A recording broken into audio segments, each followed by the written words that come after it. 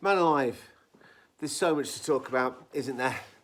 So this could be long, so apologies. You don't have to watch it, obviously, just turn it off, it's a load of rubbish. Right, first things first.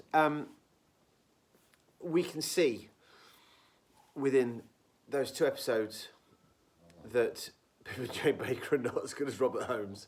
I mean, the thing is, Robert Holmes' episode there, you know, it's a Doctor Who story, so therefore, you know, it's not Shakespeare, as much as Pip and Jay want to quote it. But what Robert Holmes manages to do is manage to draw compelling characters, puts the Doctor in difficult situations. There will always be MacGuffins and technobabble to get out of situations, but things hang together in Robert Holmes' stories. Pip and Jane, oh my God. So what they've managed to do is they've managed to maintain the sort of air of mystery and the general sort of air of tension, the tension. And but that resolution's just bobbins, isn't it? I mean, it's just like word, twist something, word. And that's a real shame. But I think it's a style over substance thing. I think all the actors are giving it all they've got. I think you've got some great performances in there. You've got great location shot, as good a location shot as Baker's had in the whole of his tenure. And they round it off. And it is a pity that we didn't get to see the Holmesian version.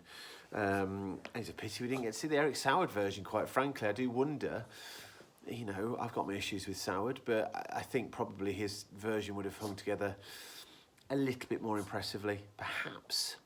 I've got that right, haven't I? That story was written 3 times. Anyway, there we go. So what we ended up with was, considering the general tenor of the, is that a word? Of the Trial of a Time Lord arc, you know, it ended on a high in comparison to what we had before. It's just a pity that it wasn't quite as high as the penultimate episode. So, what do you want, Doc? Where are you? I'm talking about Doctor Who, shut up. So, fine, whatever. What else do we have to talk about? Let's talk about the Valiard, because I didn't talk about it last video. God, the Valiard's complicated, isn't it? And when doing the Whoathon, and this is something that struck me over the last few weeks, right, there was a time in Doctor Who history where there were certain things you didn't know about the Doctor and then revelations have been made and you reflect back. But now, my gosh, we just have constant rewritings of the entirety of Doctor Who. And it is somewhat weird to look back at odd lines of dialogue that we as fans have held to our hearts. To our hearts for so long, and suddenly find they mean a different thing. So in this, all of a sudden, because of Timeless Children, because of the multitude of regenerations that the Doctor has had over and above what we thought we were going to get, I'm feeding the dog. This is an action video. Now let me talk about Doctor Who, you silly mud. Then all of a sudden, what the Master says about who the Valiard is and where he sits within the Doctor's timeline is way more complicated.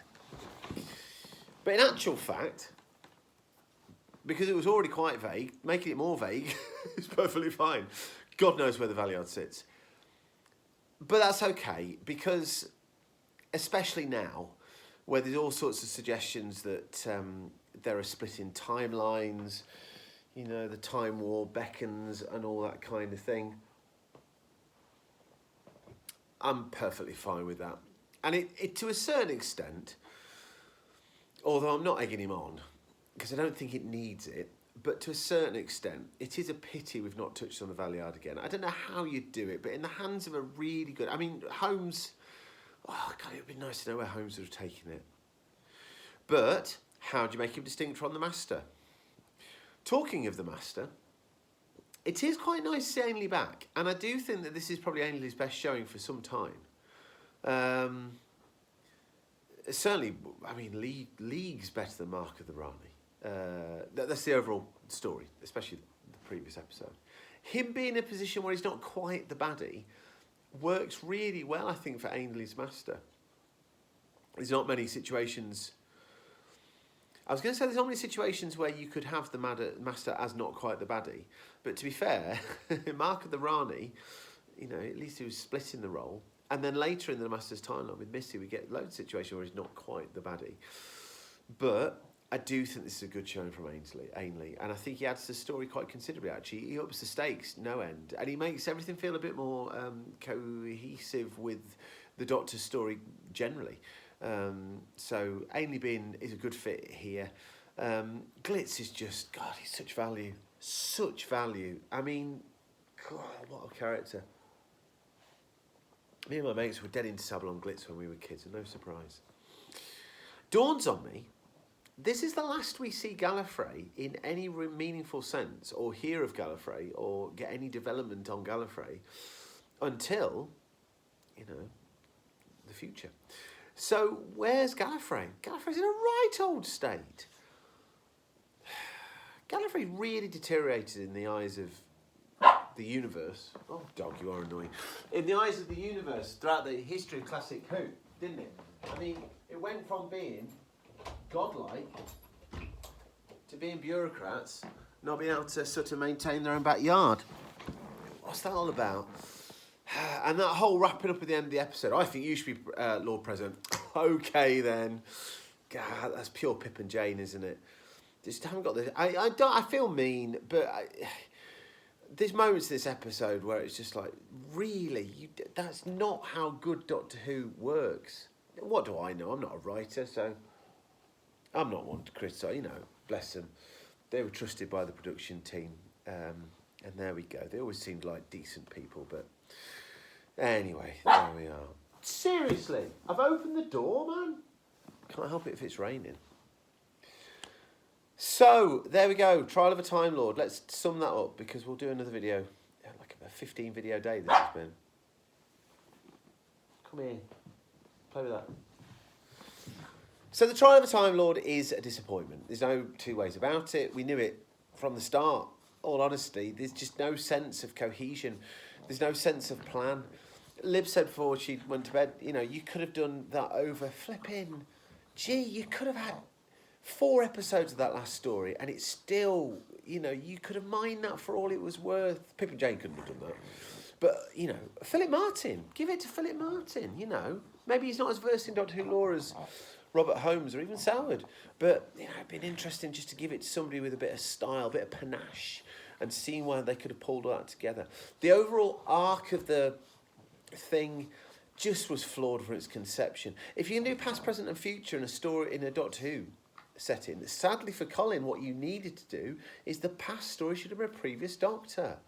Now, you'd kind of blown it having Troughton in the last series, hadn't you? And I don't think, was Troughton dead by this point? Bless him. But that's what you should have done. You could have done a 2... Oh, my gosh. Say I'm not a writer.